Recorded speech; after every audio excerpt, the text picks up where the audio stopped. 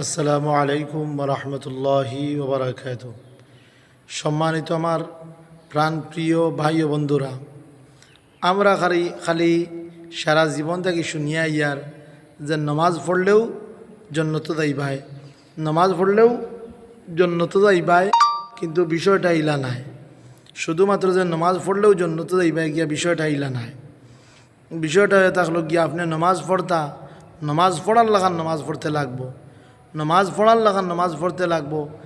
আপনার নামাজ কবুল হইলে গিয়ে আপনি জন্নত দিতা।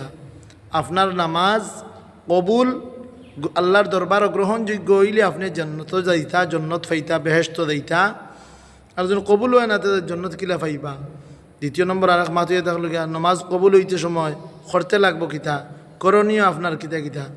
নমাজ কবুল হইতে হইলে আপনি ধীরে স্থিরে প্রত্যেকটা নমাজের রুকুনডে আদায় করতা, প্রত্যেকটা নমাজের রুকুন ধীরে স্থিরে আদায় করতা, শান্ত সৃষ্টভাবে আপনি আদায় করতা।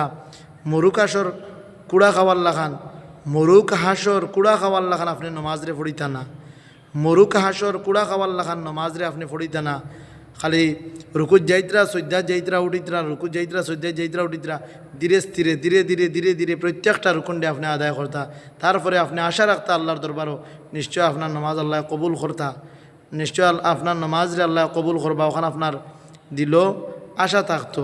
তারপরে আপনার নামাজ আল্লাহ কবুল করতা, আর আপনার দুনিয়া আখিরাত আল্লাহ সুবহানাহু ওয়া তাআলা আসান করতা। পরকালো আপনারে আল্লাহ সুবহানাহু ওয়া তাআলা জান্নাতুল ফিরদাউস নসিব করতা। আমিন আল্লাহুম্মা আমিন বিজাহে নবিয়িকাল মুরসালিন।